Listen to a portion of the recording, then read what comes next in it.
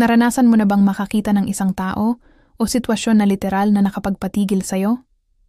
Yung parang napamangha ka at napaisip, grabe, iba ito. Kakaiba siya. Ganito mismo ang naranasan ng Queen of Sheba nang pumunta siya kay Solomon. Ang kanyang paglalakbay ay hindi para makakita ng yaman, dahil hari rin siya at mayaman siya, kundi dahil gusto niyang makita ang kakaibang presensya at karunungan ng Diyos na naririnig niya mula sa malayo. At alam mo ba? Ang parehong epekto ay maaari ring mangyari kapag ang mga tao ay makatagpo ng isang tunay na Kristiyano na nagdadala ng presensya ng Diyos. Hindi lang sa church, kundi sa trabaho, sa bahay, o kahit sa simpleng pakikitungo mo sa iba. Ang tanong, kapag nakasama ka ba ng mga tao, nararamdaman ba nila ang Diyos sa buhay mo? Number 1, ang Queen of Sheba at ang kayamanan ni Solomon. Ang reyna ng Sheba ay isang makapangyarihang babae. May sarili siyang kaharian, kayamanan, at palasyo. Hindi niya kailangan ng mas maraming ginto o hiyas. Pero bakit siya naglakbay ng halos 1,500 miles sakay ng camel para makita si Solomon? Dahil narinig niya na kakaiba ang karunungan ng hari, at higit sa lahat kakaiba ang Diyos na kanyang sinasamba. Mahalagang makita natin, hindi dahil kulang siya sa material na bagay kaya siya pumunta, kundi dahil may hinahanap siyang mas malalim, ang presensya ng Diyos na naririnig niya sa Israel. Ibig sabihin, ang tunay na yaman ay hindi nasusukat sa dami ng ari-arian, kundi sa kung gaano natin nadadala ang presensya ng Diyos sa ating buhay. Kapatid, baka sa mata ng mundo, hindi ka pinakamayaman o pinakamatagumpay. Pero kung dala mo ang presensya ng Diyos, mas hihigit pa yon kaysa anumang kayamanan. Tulad ng Queen of Sheba, ang mga tao ay mahahatak hindi dahil sa mga bagay na meron tayo, kundi dahil sa Diyos na nasa atin. Number 2, namangha siya sa presensya ng Diyos. Nang dumating ang Queen of Sheba sa palasyo ni Solomon, nakita niya ang lahat. Ang ganda ng templo, ang pagkain, ang kasuotan ng mga lingkod, at ang sistema ng pamumuno. Pero higit pa sa ganda ng paligid, ang nagpa-breathless sa kanya ay ang mga tao. Nakita niya ang kanilang kagalakan, katapatan, at paraan ng paglilingkod. Isipin mo ito. Parehong mundo lang naman ang ginagalawan nila. Parehong hirap sa ekonomiya, parehong hamon sa lipunan. Pero bakit iba ang mga lingkod ni Solomon? Dahil dala nila ang presensya ng Diyos. Ganyan din tayo ngayon.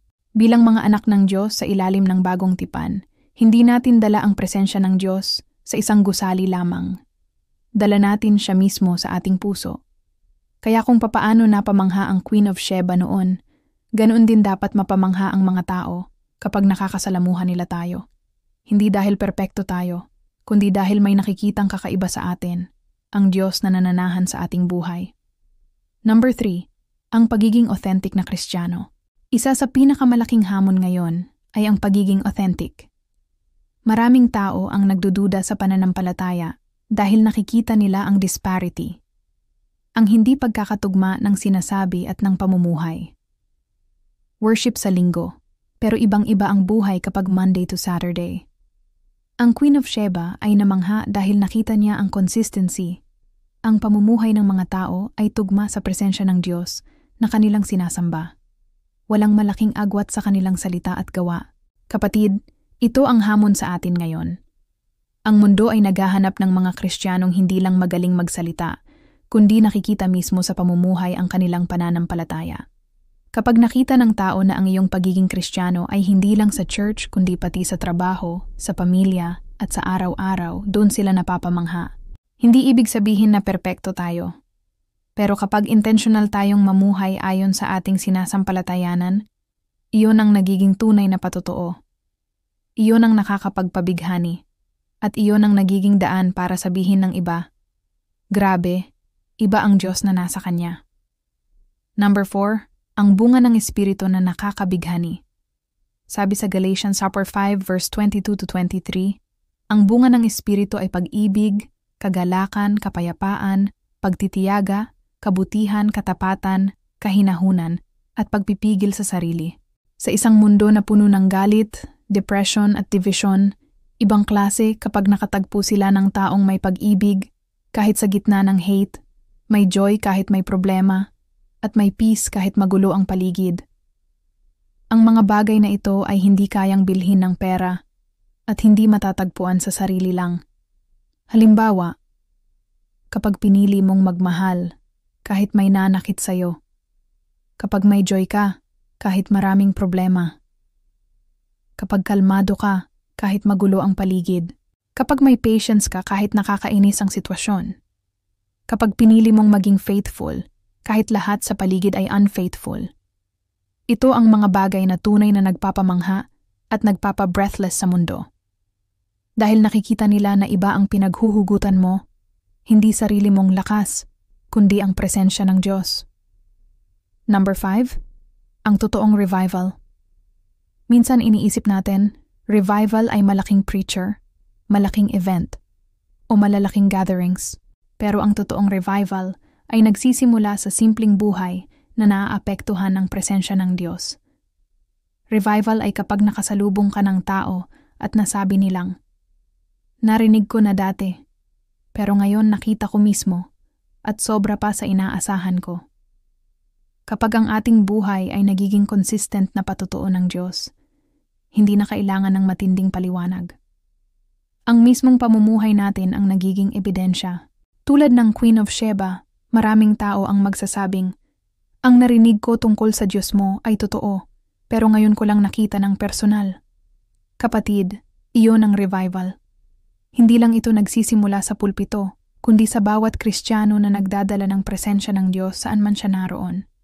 Sa trabaho, eskwela, o kahit sa simpleng pakikisalamuha, pwedeng magsimula ang pagbabago. Kapatid, nakita natin mula sa kwento ng Queen of Sheba na hindi material na bagay ang tunay na nakakapagpabighani sa mundo, kundi ang presensya ng Diyos sa buhay ng kanyang mga anak.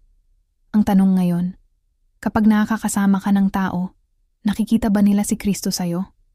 Tandaan mo, kahit saan ka dalhin ng Diyos, trabaho, pamilya, negosyo o eskwela, pwedeng maging liwanag ang buhay mo. At kung daladala mo ang presensya niya, kahit sino pa ang makatagpo mo, maaari silang mabless at mapalapit kay Kristo. Panginoon, salamat dahil ang tunay na kayamanan ay hindi ang mga bagay na panlupa, kundi ang iyong presensya na nananahan sa aming puso. Tulungan mo kami na mamuhay ng may authenticity at consistency, na sa bawat kilos at salita ay makita ng iba ang iyong kabutihan at pag-ibig. Lord, nawa ay maging buhay naming testimonya, ang magpabighani sa mga tao, para mas makilala kanila at masamba. We surrender our weaknesses, and we ask you, Holy Spirit, to fill us and transform us daily. Sa pangalan ni Jesus, Amen. Kung ikaw ay na-bless sa mensaheng ito, huwag kalimutang i-like, i-share, at mag-subscribe para mas marami pa tayong maabot na buhay para kay Kristo. At kapatid, kung may prayer request ka, i-comment mo lang sa baba. Sama-sama nating ipanalangin ang isa't isa. Tandaan, dala mo ang presensya ng Diyos saan ka man pumunta, at iyon ang magpapabighani sa iba para sila may mapalapit kay Jesus.